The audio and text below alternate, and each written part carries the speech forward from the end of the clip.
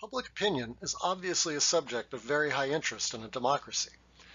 Any government based on popular sovereignty should concern itself with what the public thinks about important societal issues.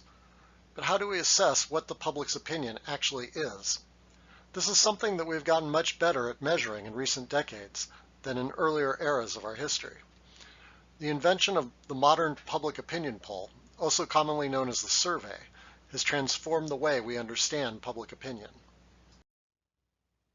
But before we examine public opinion polls or surveys more closely, I do want to take a few moments to highlight some of the other ways that public opinion is assessed in the American political system.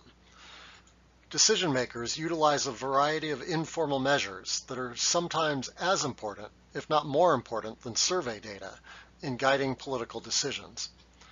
For example, members of Congress closely monitor and tally emails and phone calls their offices receive from their constituents expressing support for or opposition to a particular piece of legislation the member will be voting on shortly.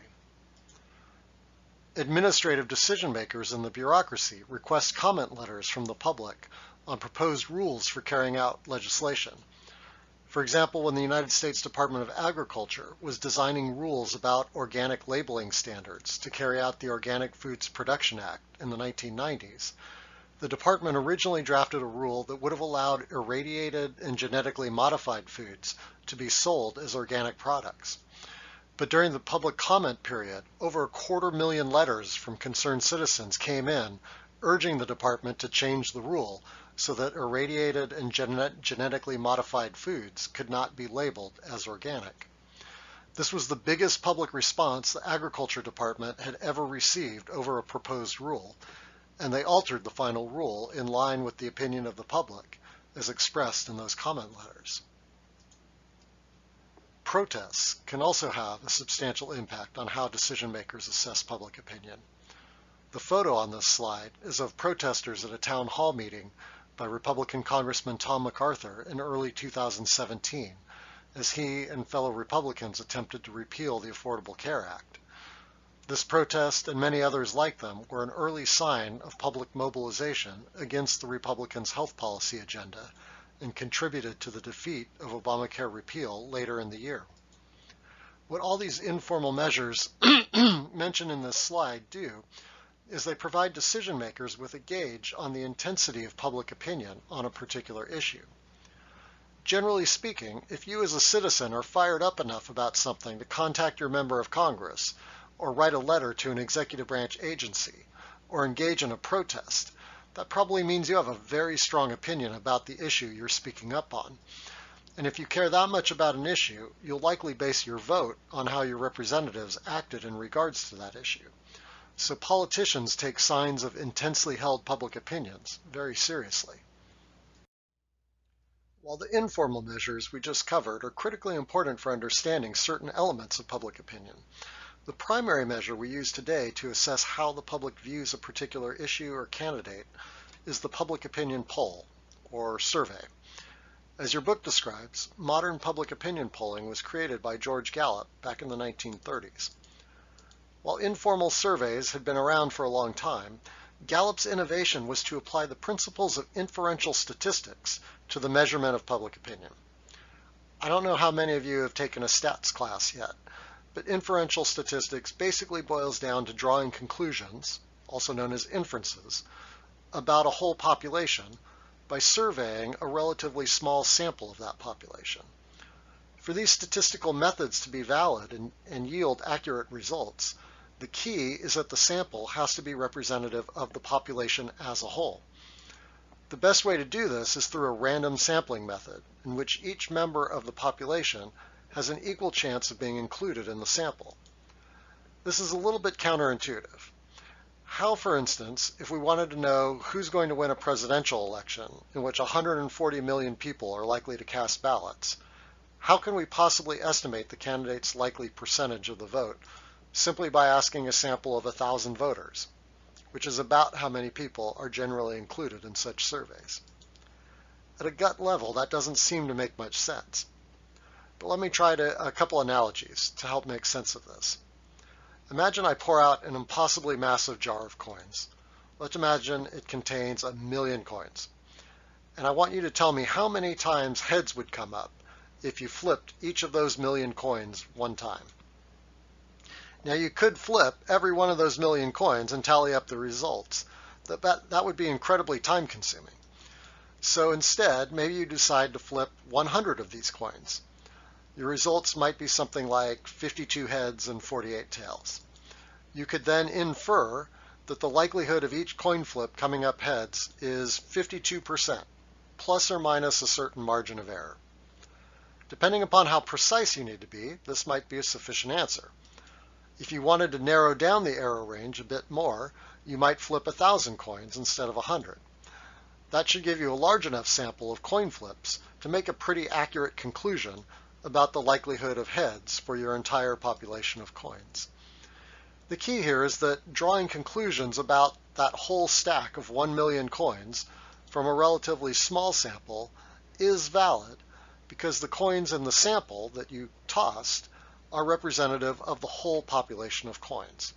There's nothing unique or different about those coins that you flipped that changes their likelihood of coming up heads. Okay, another analogy. Let's say you're getting a blood test to check your cholesterol level. A medical professional will draw a small vial of your blood to run this test. Fortunately, it isn't necessary to drain your entire supply of blood in order to run this test. Instead, that small vial that the medical professional draws, that'll do because the chemical composition of our blood is pretty uniform throughout our circulatory system. Therefore, the blood in that small vial is representative of our blood supply overall. The same principle applies to public opinion polling, although there are some added difficulties, as we will see. Let's talk about some of these difficulties by examining the Literary Digest poll of the 1936 presidential election described in your book. The Literary Digest had been polling presidential races for many years with a strong record of success, but their method led them badly astray in 1936. They sampled over 2 million people, asking them via a mail survey how they would vote in the upcoming election. You would think such a large sample would make a survey more accurate, but that just isn't the case. Instead, quality is far more important than quantity when drawing a sample from a larger population. In the case of the Literary Digest, their sample was drawn from telephone directories and vehicle registration lists. This introduced a large degree of sampling error or bias into the poll. Can you think of how this sampling method introduced error into the survey? Think again about representative sampling as being the cornerstone for modern polling. Were Americans who owned cars and had telephones in 1936 representative of the whole American population? Basically, no, they were not. At that time, wealthy and upper middle class people were far more likely to have these possessions than people without much money. And that was a particularly fatal flaw for a poll of the 1936 presidential election, because that race broke down largely along class lines, with the poor and working class far more supportive of Franklin Roosevelt and his New Deal programs than the wealthy, who tended to oppose FDR. So, because they were drawing from an unrepresentative sample, the Literary Digest was badly wrong in its prediction that Roosevelt's challenger, Alf Landon, would win the election.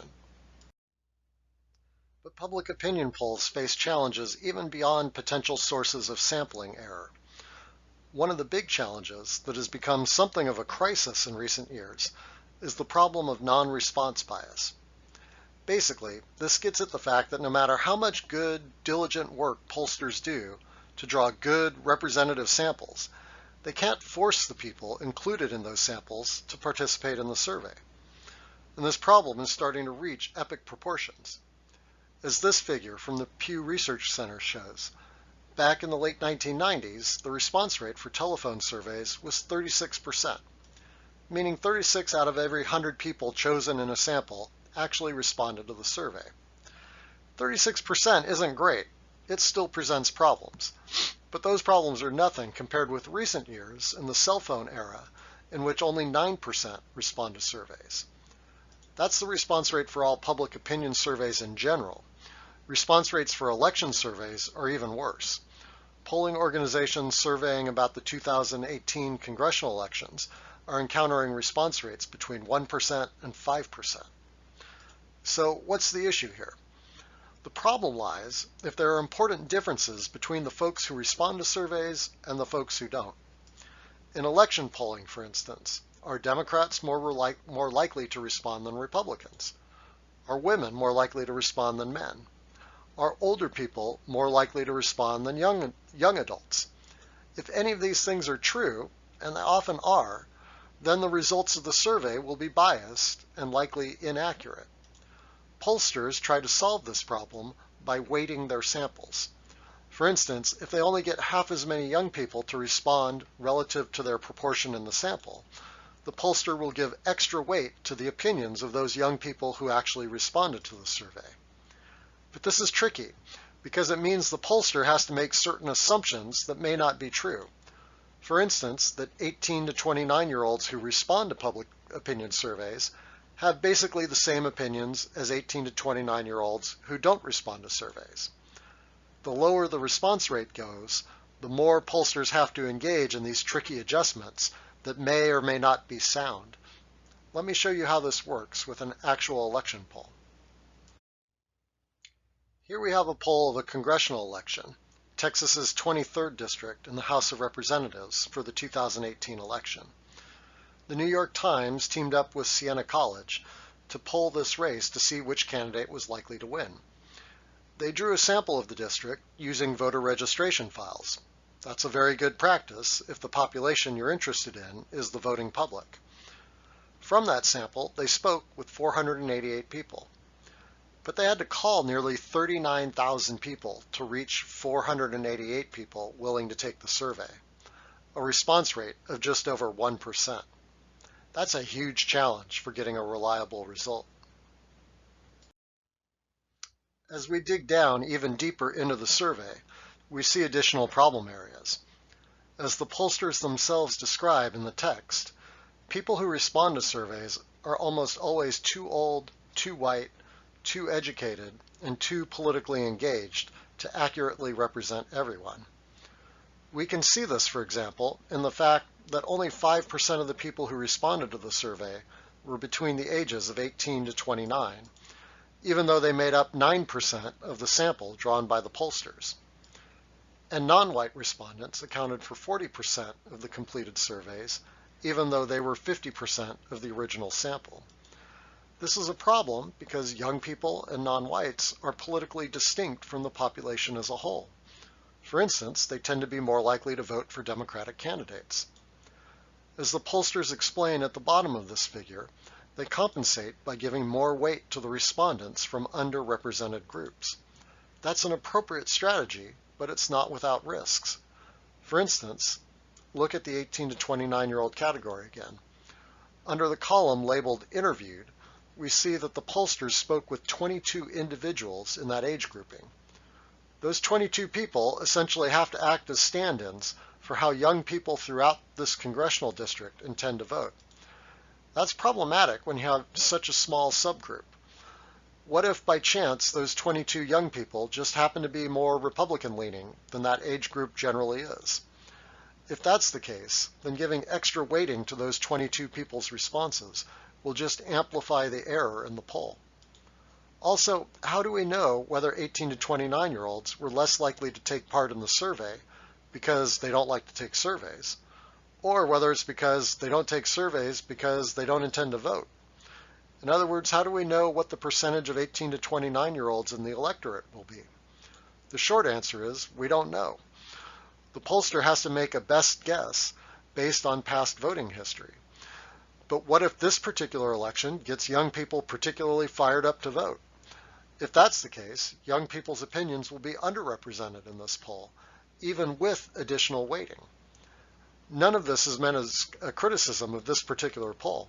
The New York Times and Siena College are some of the best, most professional public opinion researchers out there, and they're very transparent about their methodology. Instead, it's meant to highlight the challenges of conducting an accurate, high-quality survey. I hope these slides have provided you with information you can use to be an informed consumer of public opinion surveys, which seem to be an ever-prevalent part of our media landscape.